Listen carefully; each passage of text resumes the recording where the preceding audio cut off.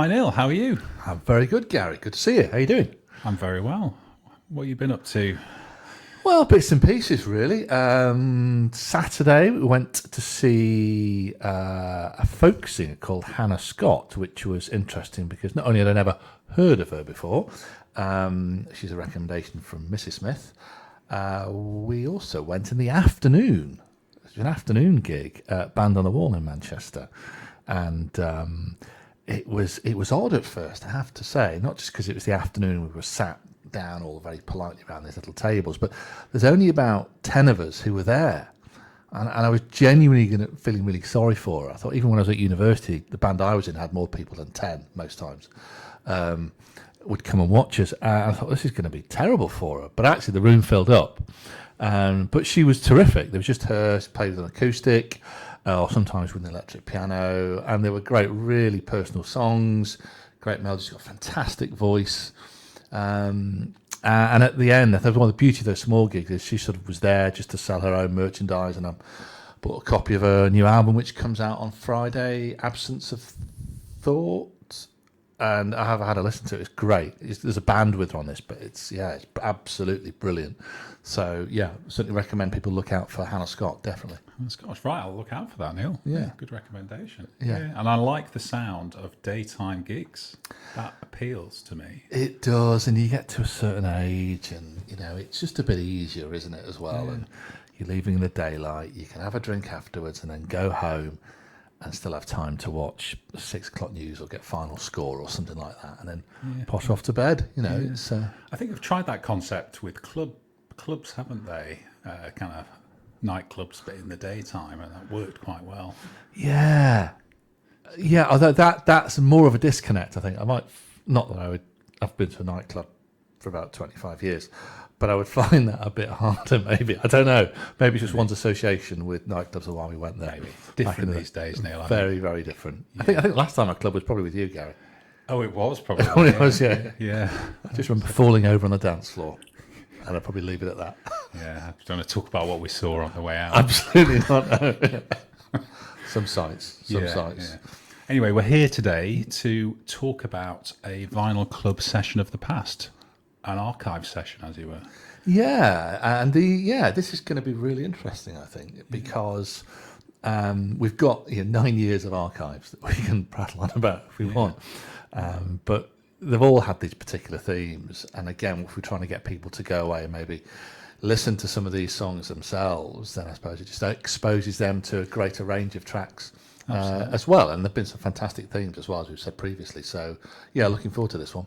And we've chosen a theme we had in March this year, March 2024, which was Nordic. And Paul chose this theme.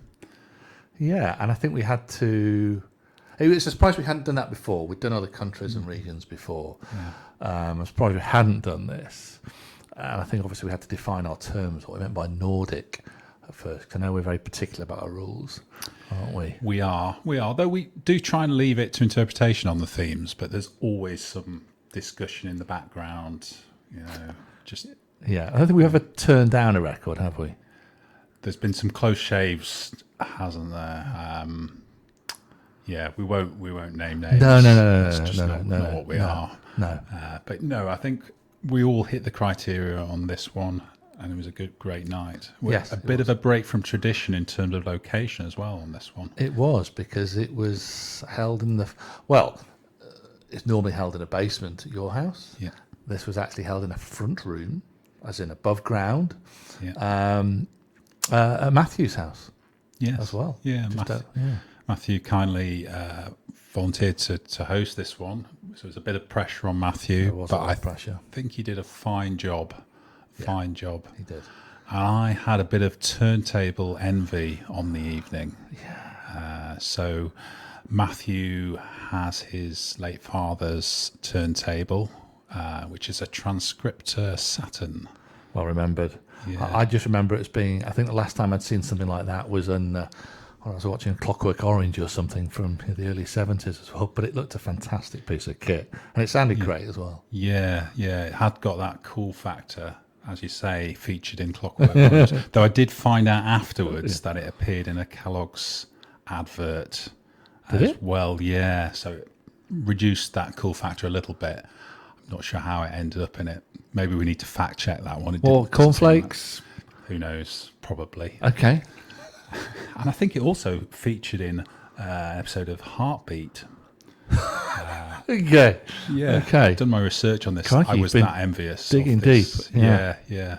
But it looked beautiful compared to my turntable. And So in which Heartbeat? Classic Nick Berry era Heartbeat, or presumably left and somebody else came in and took his place as a genial local Bobby? Or I haven't done that much research on it, Neil, but I will do. Good. If you're interested. Good. For next time. I am.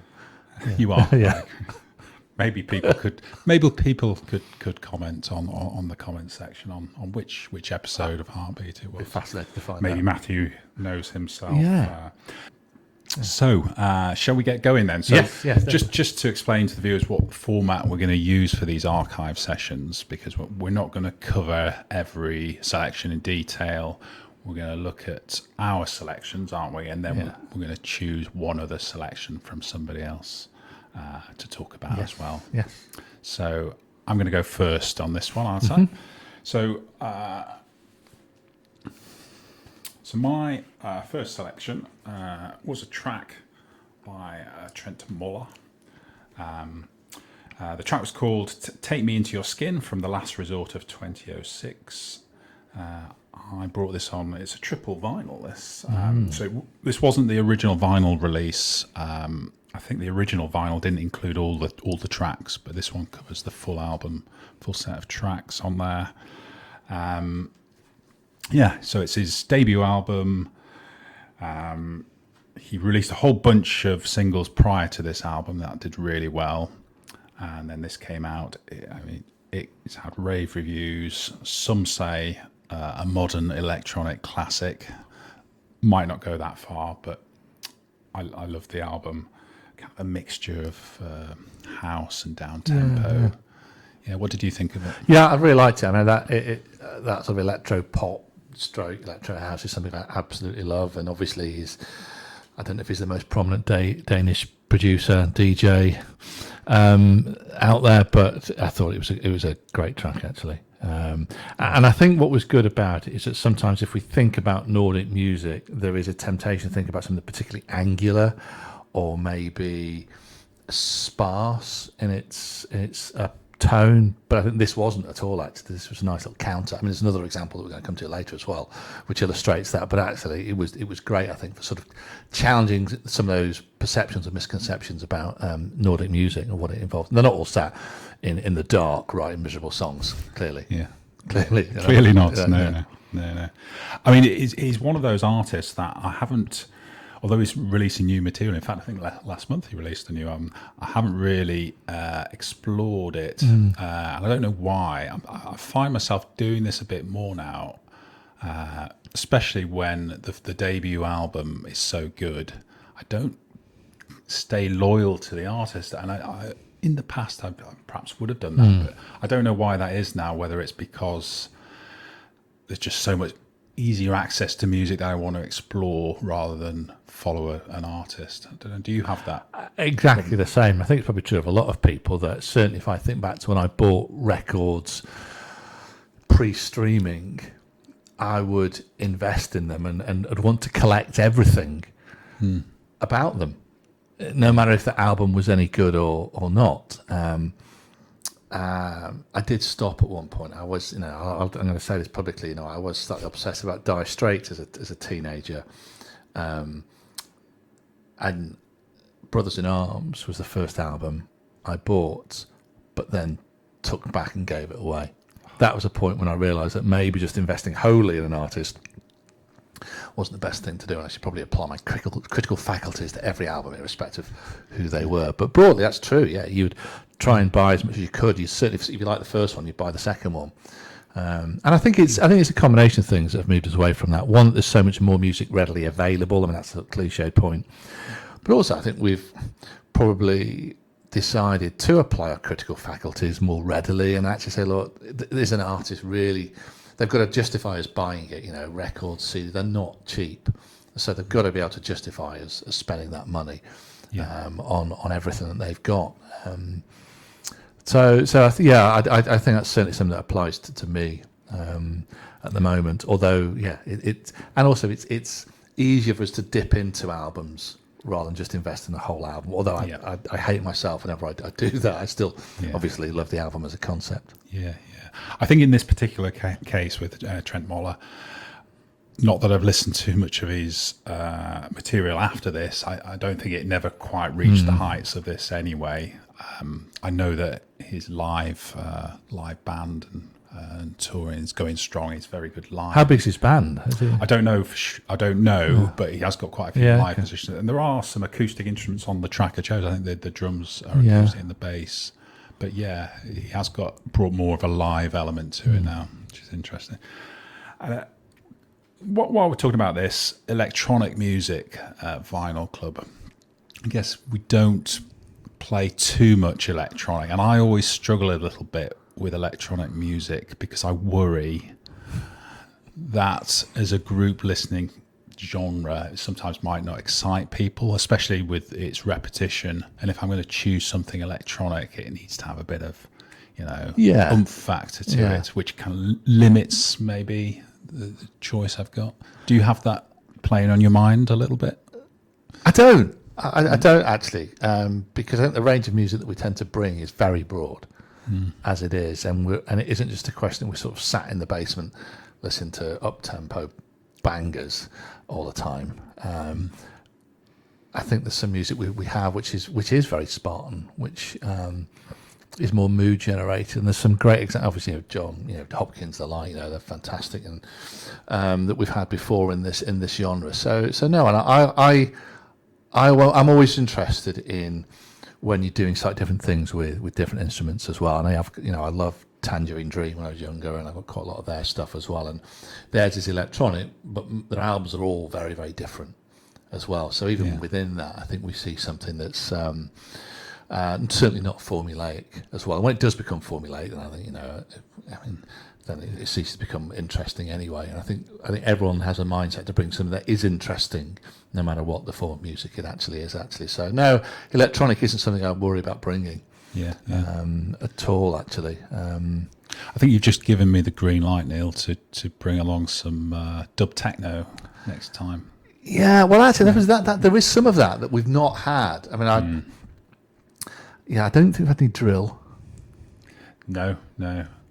And I just wonder whether people have been reluctant to play those sorts of tracks for the reasons I pointed out. Maybe. I think we need to test the water with that, don't we? Yeah. I'm happy to. Yeah, you go for it. Yeah. Be interesting. Anyway, what did you bring? So,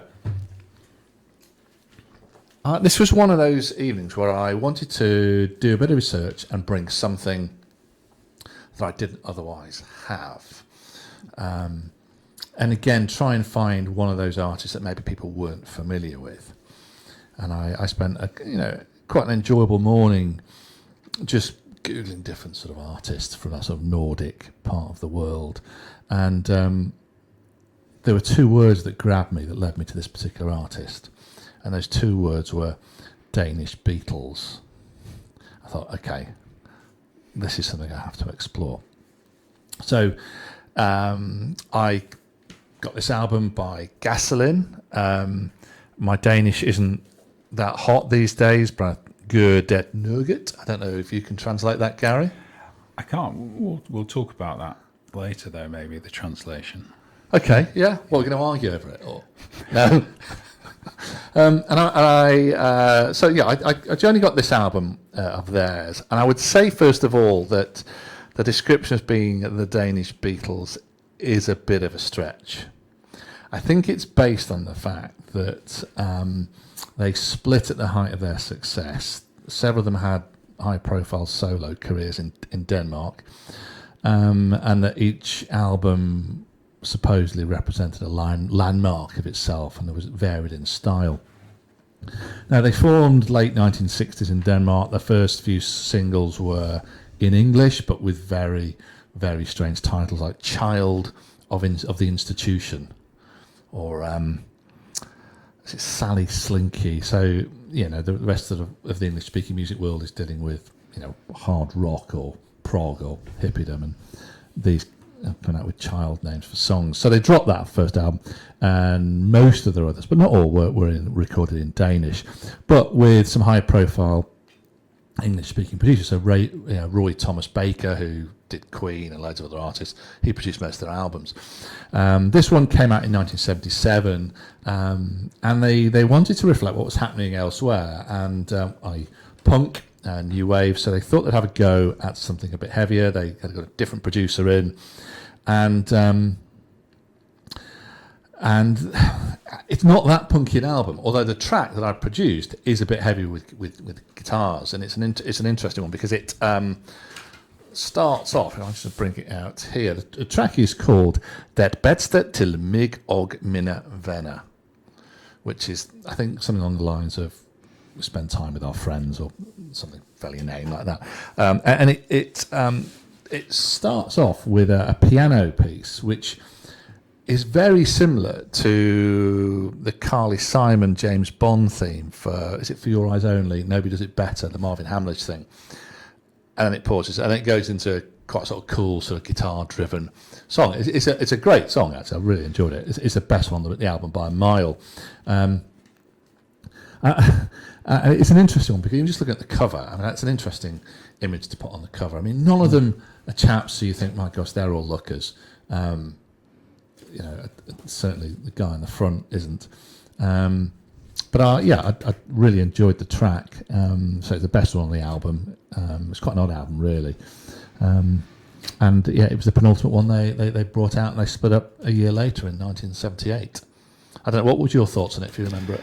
Yeah, it didn't. I have to say, it wasn't a standout track of the evening. It was quite interesting. I was surprised at the sound and how that association to the Beatles. It sounded nothing like the Beatles. I think maybe their earlier stuff was closer to the Beatles.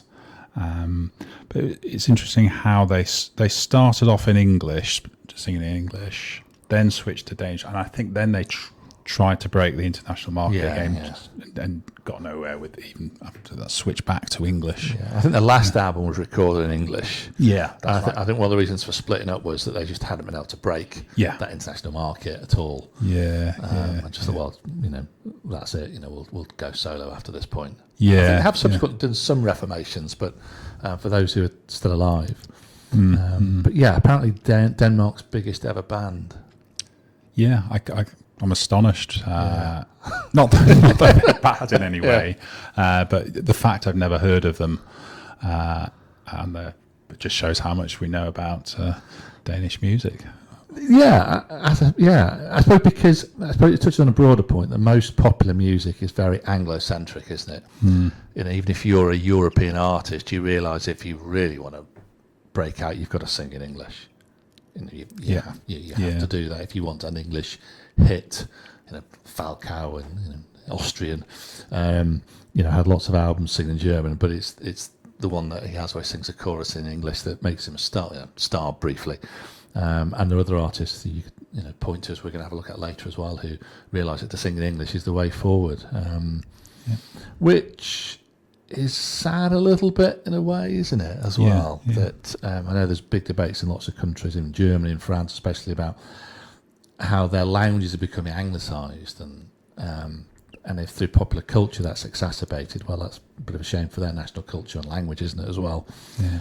But it was an interesting little curio. It's not an album I'd go back to, although interestingly, on the drive over this morning, I did slap on their live album, because it's a brilliant live album of that particular track, live version of that track as well. And I listened to the rest of the live album, and I probably wouldn't have spent my hard-earned money going to see them live. But hey, clearly they're very popular amongst the Danes, as well. Going back to the foreign language element to it, are you ever tempted to look at the translation if you enjoy a track in a foreign language? Because I'm always a little bit reluctant to do that translation in case the lyrics aren't actually very good and almost spoils the track. Yeah, so it's a very pertinent point, because I did do that in this case. And the album translates as like "So What." It's sort of a bit of sort of cliched late 70s, two things up to system title, as they're making a record on CBS. And I did do that for the track itself, and the title was meaningless really, and the lyrics, they didn't translate that well. And it didn't really matter that they were singing in Danish. No. Actually, wasn't really bothered what they were saying, because the whole effect of it, I think, was really quite enjoyable to listen to. Yeah. I thought, well, maybe I could even try and cover this myself and do an English language version of it, but I think it would lose some of that magic as well. And it's meant to be listened in that language, in Danish. So listen to it, and I wouldn't bother too much about translation. That'd be my view anyway. It's always a risk, I think, to do that translation, isn't it, when you love the track? Yes, indeed. Yeah. Well, we'll take a short break there before we go into the next round. Great. Thanks. Hello. We have been inundated with people asking, how did we take vinyl listening on the road in our last episode? The secret? An Audio-Technica Sound Burger. It comes in black, white, and my favourite, yellow. It's rechargeable and supports Bluetooth, but we prefer a wired connection. We connected it to an optional headphone amp for better volume control, and a headphone splitter.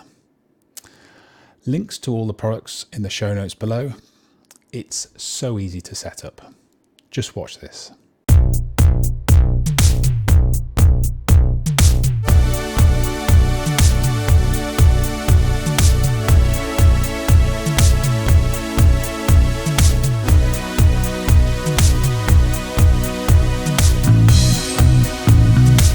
Welcome back. So, round 2 of Nordic.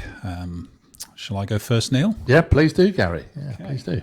So, I brought along some Robin, and I played the track Honey. The album is also called Honey, released in 2018. Robin, Swedish pop singer, producer, started very young, I think when she was about 15, early starter.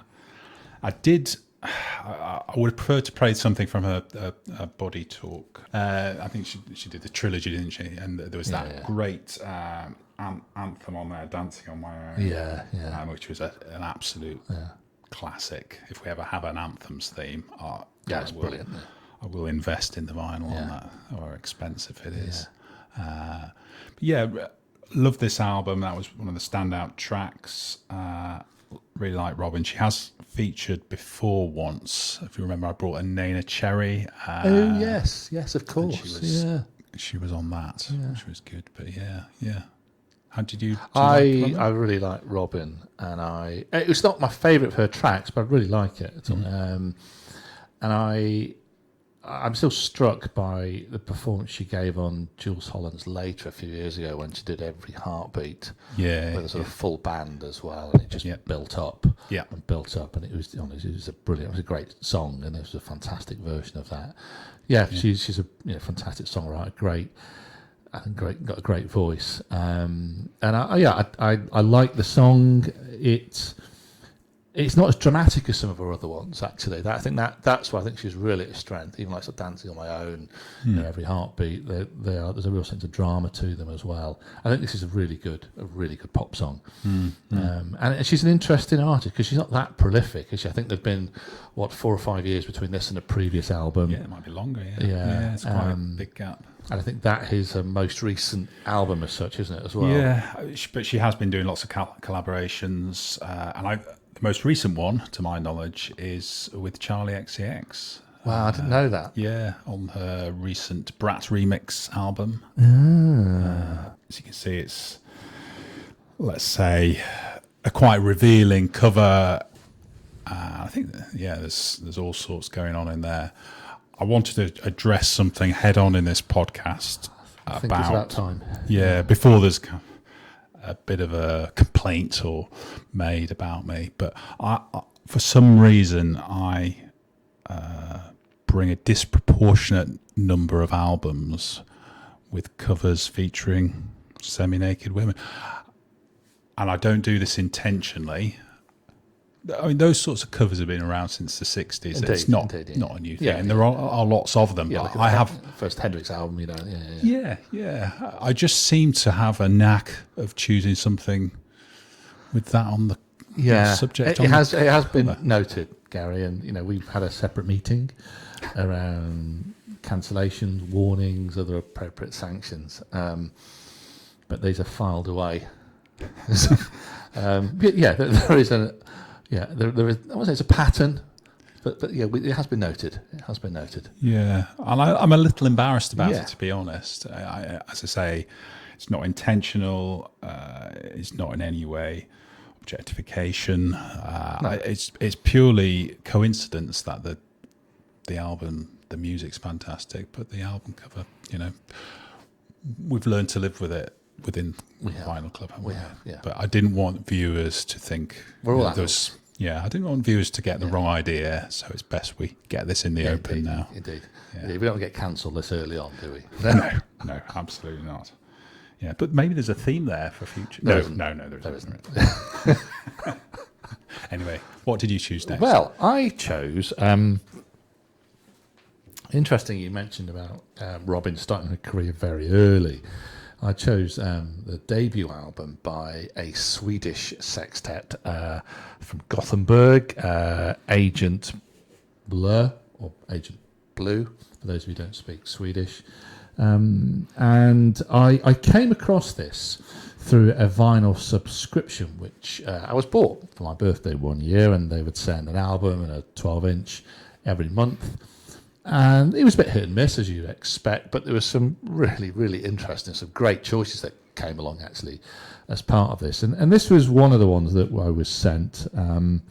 They were all teenagers when they made this album. They'd met at an open mic club, and they'd played at various open mic gigs. And how would I best describe them? If you'd have heard this in about 1990... you wouldn't have been surprised, because it was, very much in that indie shoegazing genre, which I absolutely love. The track I played was the second track on the album, Strand. And funny enough, when I listened to it more recently, it reminded me of a song that, and I mentioned them before, but my band at university played, Static Index. So maybe they somehow got hold of a copy of the, if I call it an album, that's doing a lot of heavy lifting with the word album, but you know what we recorded, maybe they got a copy of that. Maybe it's huge in Sweden and they decided to record this as an homage. It'd be nice to think that, and if that was the case, I need the royalties fairly soon. Interestingly, I'll just diverse. When we did our very first one, which is in a room in our block, annoyed all the neighbours because we're so obsessed stupidly about copyright that people would want to rip us off, we signed the tape and we left it in the vault of the NatWest Bank in Newcastle under Lyme. And I don't know if the bank is still there, but if it is somewhere, there's going to be this crappy little tape. It's probably going to go viral on the internet at some point when someone recorded in G11 or wherever it was, in a block that's now closed down, sadly. On the campus at Kiel, they condemned it.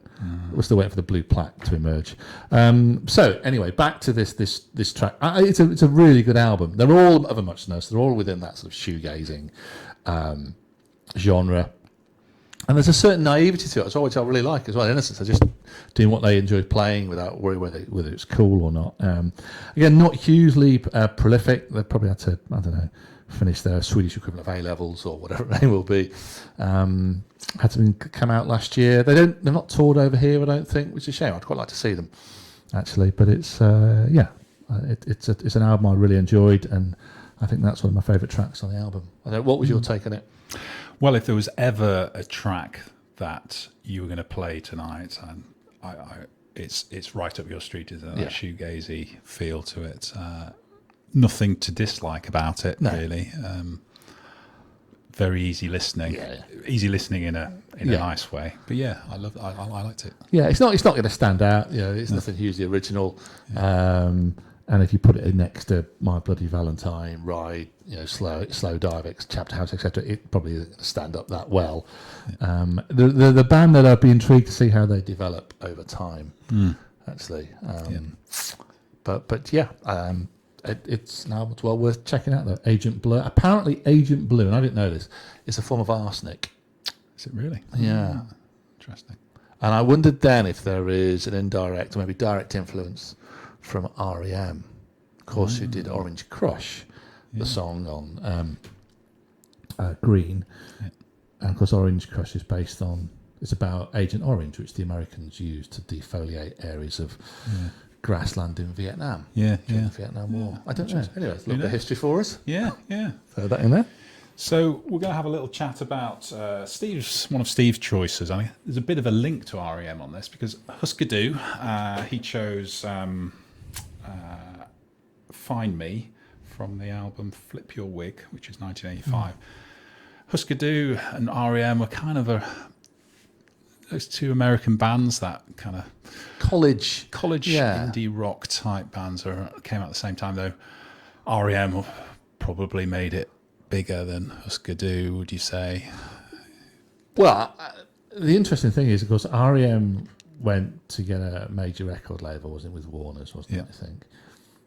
Husker Du, though, were the ones who put down that as a marker because they also signed to a major label, I think possibly also with Warner's, at the end of the 1980s. So I think their last two albums, Warehouse Songs and Stories and Candy Apple Grey, I think they're both on majors. So they create that template and they provided the space, if you like, for REM and Nirvana and others to say, it's okay to, and Sonic Youth did, to be on a major label because Husker Du, who were held in such veneration, have been this hardcore American band who got that major label contract because they'd done it and they had a couple of albums on it as well. So I think they made it easier for them to do that.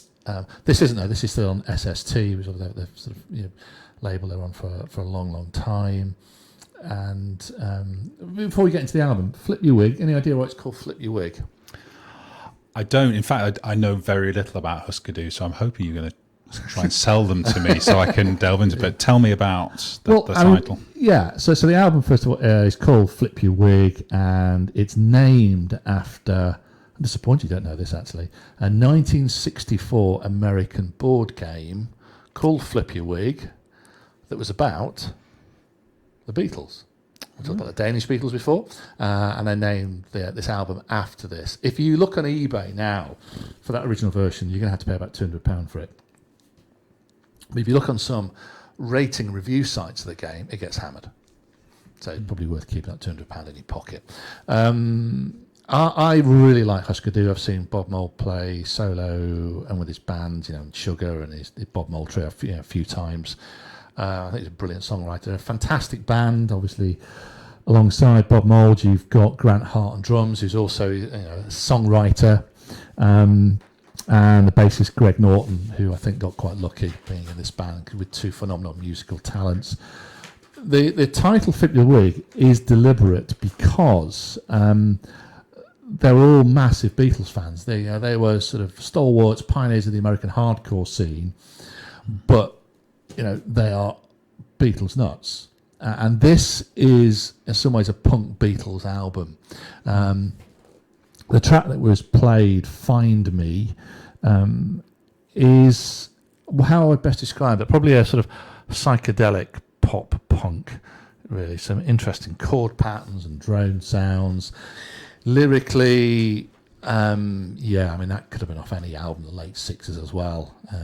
One of Bob Mould's more sort of less direct records, but there are so many sort of Beatles-esque songs on this. Makes No Sense at All is one of the sort of bigger songs on it, possibly a single. That could easily have been a sort of Lennon and McCartney song, but with an added guitar oomph in there as well. Hate Paper Dolls starts like a Beatles song as well, with some harmonies straight off the bat. And that's another thing about Beatles songs; they're often very direct in their harmonies, and then they go into the single vocal after. Hate Paper Dolls does just that. It's a fantastic album. The other incredible thing about it is that it's only about 6 months after their previous album, New Day Rising, which is incredible. And it's only a year after the one before that, which is a double album, ZNRK. So they're incredibly prolific. I mean, it helps having two wonderful songwriters in the band. Husker Du, I would say, are one of my favourite bands actually, and that template of the guitar, bass, drums, it's been hugely influential. You don't get the Pixies without Husker Du. They would do. They won't. Deny that. Was it their advert that Black Francis put in the college window, wasn't it? It says they were looking at influences Husker Du and Peter, Paul and Mary, or wasn't it someone like that? And of course, most people probably know Bob Mould through his Sugar band of the early 90s on Creation. But Husker Du are just astonishing. They really are an incredible band. Grant Hart stuff as well, with looking at his solo stuff as well. So for somebody, Husker Du passed me by. I don't know how. Never really listened to them. Where should I start if I was to delve into their back catalogue? I think you've got a choice of two. Actually, the first one I listened to, because a friend at university had it on CD, and one I bought, was their last album, Warehouse Songs and Stories. It's a lot more produced than this, and it's a double album. There's a little bit of filler on it, but it's also got some like Ice Cold Ice on it, which is one of the greatest tracks ever written.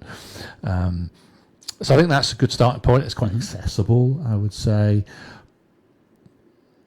I'd probably go for this, actually. That would be the one I would go for. I think Zen Arcade's their masterpiece, this concept double album. But Flippy Wig, I think, is a really good starting point as well. There's a good range of songs on there, some quite harder ones, there's more sort of poppier ones on there as well, but just every single one is an example of top drawer songwriting. But it's funny to say about not knowing about them, because I think outside of that sort of musical world, I don't think they are very well known either. And I always think about this when I was coming over this morning, that Bob Mould should be much bigger than it actually is. He's off playing solo, just him and his guitar, as well as with his trio as well, to fairly small venues. But the musical legacy of Husker Du is such that it should be enormous. If there's any justice in the world. Interesting, the bit about his career that I've never really explored is we talked about electronic music before. He left his home, well, I was San Francisco or somewhere in the late 90s, early 2000s, and moved to Berlin, and brought out a series of sort of techno-y albums, his sort of electro albums, because he started DJing at clubs like Berghain and that in Berlin, and was very much into that scene. And it'd be interesting to see how many copies he sold to people who bought this album, for example. But the Sugar stuff, the Bob Mould stuff, Flippy Wig, they're all great places to start with his work. Right. Well, I'll make a commitment to you and to the audience to listen to this album, and maybe I'll feedback in a future session. Yeah, I look forward to it. Yeah. Well, I really enjoyed that. That was a good look back at the archives, and look forward to future sessions as well. Yeah, absolutely. It's been great just to sort of jog our memories and go back to those songs that we enjoyed at the time. Great. Yeah. Thanks very much.